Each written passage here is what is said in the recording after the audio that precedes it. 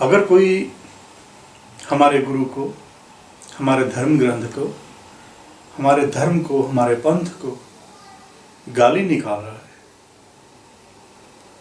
हमारे गुरु को, हमारे धर्म को बेइज्जत करने की कोशिश कर रहा है,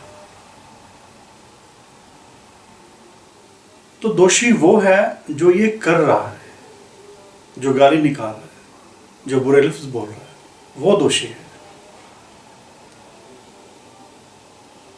पहली कोशिश तो यही होनी चाहिए कि ऐसे बेहुदा लोगों को नज़रअंदाज कर दिया जाए, उनको इग्नोर कर दिया जाए। अगर उनको इग्नोर नहीं किया जा सकता तो उनके खिलाफ ही कोई कार्रवाई की जानी चाहिए। लेकिन ये बात नहीं भूलनी चाहिए कि जो हमारा अपमान कर रहा है, हमारे गुरु का, हमारे धर्म का, हमारे पंथ का अपमान कर रहा है, उसके बदले में हमने उसके गुरु को, उसके पंथ को या उसके धर्म को बुरा नहीं कहना।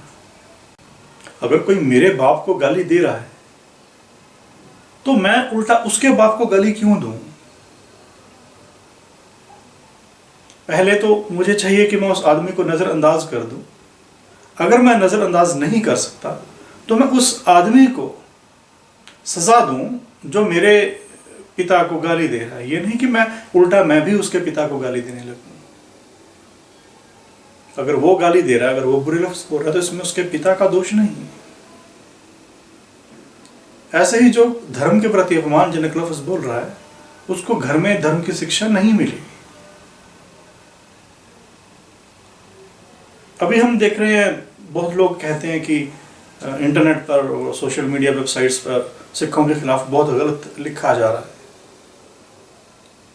सिखों के पंथ पर, धर्म पर, गुरुवाणी पर, गुरुओं पर ऐसी टिप्पणियां की जा रही हैं, ऐसे कमेंट किए जा रहे हैं जो बहुत दुखदायक हैं, जो इंसल्टिंग हैं, बेइज्जत हुआ महसूस करते हैं बहुत लोग। तो मैं ये कहूँगा कि जब गुरु साहब मौजूद थे, गुरु नानक देव जी के समय में भी ऐसे लोग थे जो गुरु नानक देव जी का विरोध करते थे। उनके अपने कारण हैं। गुरु नानक देव जी भाई लालो के घर में ठहरे, किसी का बुरा नहीं कर रहे हो,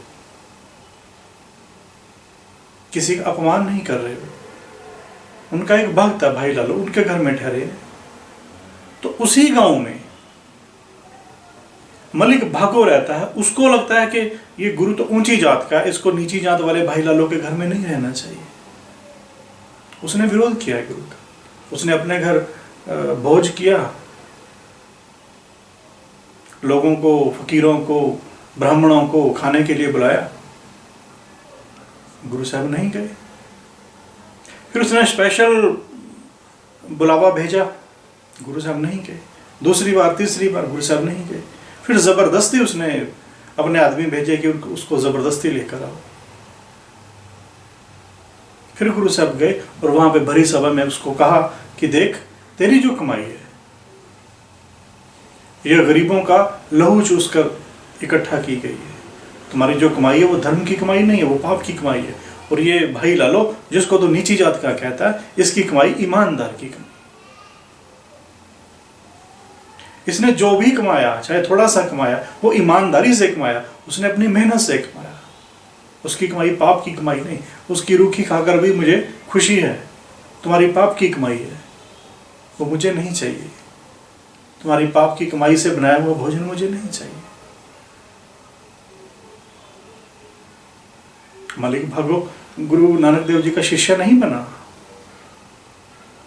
क्योंकि उसकी नजरों में गुरु नानक जो कर रहे हैं वो उसकी परंपरा, जो मलिक भागो की अपनी परंपरा है, उसका जो भी संप्रदाय रहा हो उसके उलट है। वो गुरु नानक को नापसंद करता है। गुरु नानक उसको अच्छे नहीं लगते। उसकी अपनी वजह है कि गुरु नानक जात का, पात का बंधन नहीं मानते। वो नहीं मानते कि जाति के आधार पे कोई इंसान ऊंचा हो सकता है और कोई नीचा हो सकता है।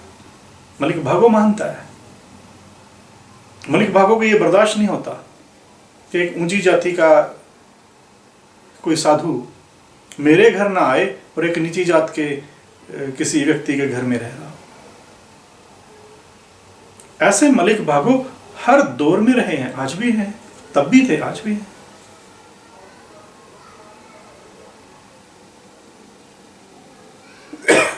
जो लोग सोशल मीडिया पर सिखों के खिलाफ बुरा बोल रहे हैं, बुरा लिख रहे हैं, गुरुओं के बारे में बुरा लिख रहे हैं, सिख पंथ के बारे में, सिख धर्म के बारे में बुरा लिख रहे हैं, उनको पहले तो इग्नोर करो। इग्नोर नहीं कर सकते तो उनको, उनकी दलीलें हैं जो, उनका खंडन करो, अपने फैक्ट पेश करो।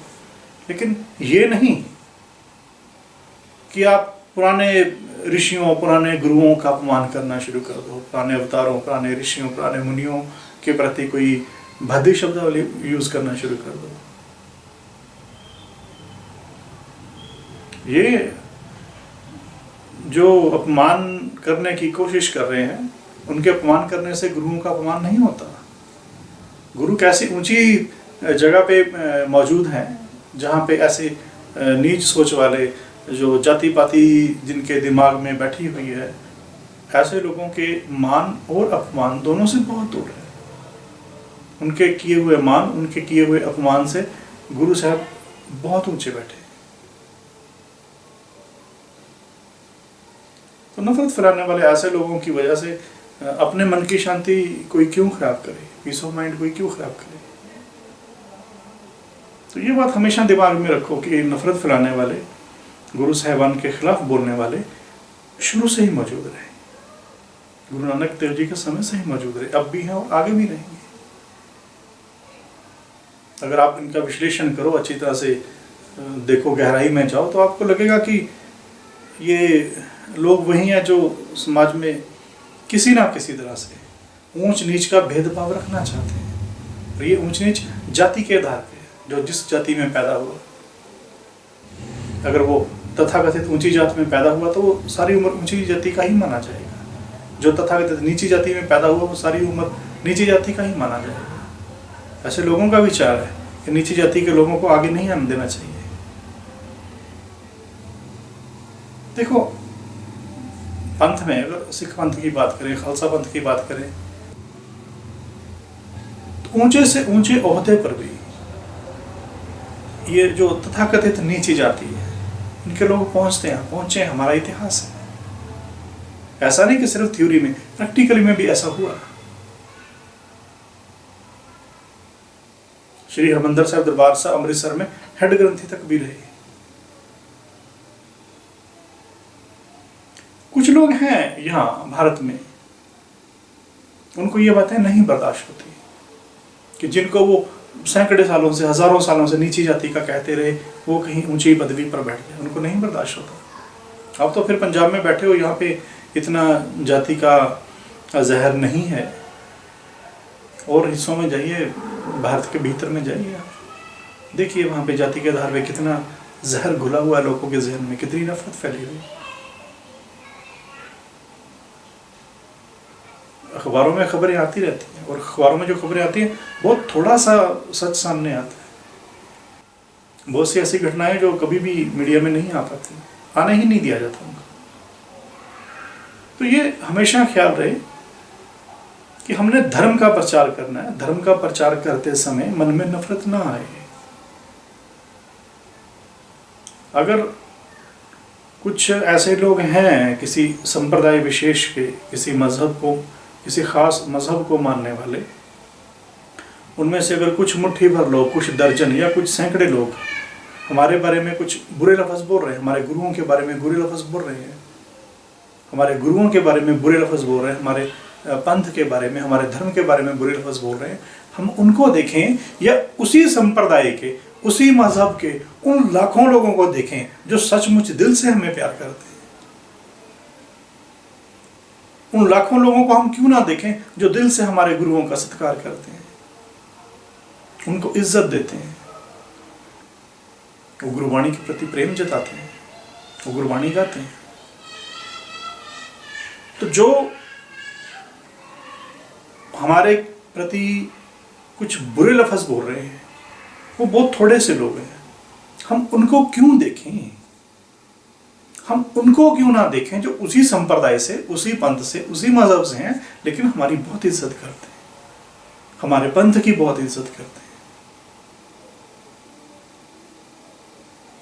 इसलिए ये ख्याल रहे कि जब भी किसी ऐसे व्यक्ति को आप जवाब दे रहे हों जो हमारे पंथ, हमारे गुरु, हमारे धर्म के खिलाफ बोल रहा है, उसके प्रति अपमानजनक टिप्पणियां कर रहा है, तो ऐसा करते समय जो पुराने ऋषि मुनि, अवतार, पीर, पैगंबर है, उनके प्रति कुछ बुरे लफ्ज आपके मुंह से ना निकले।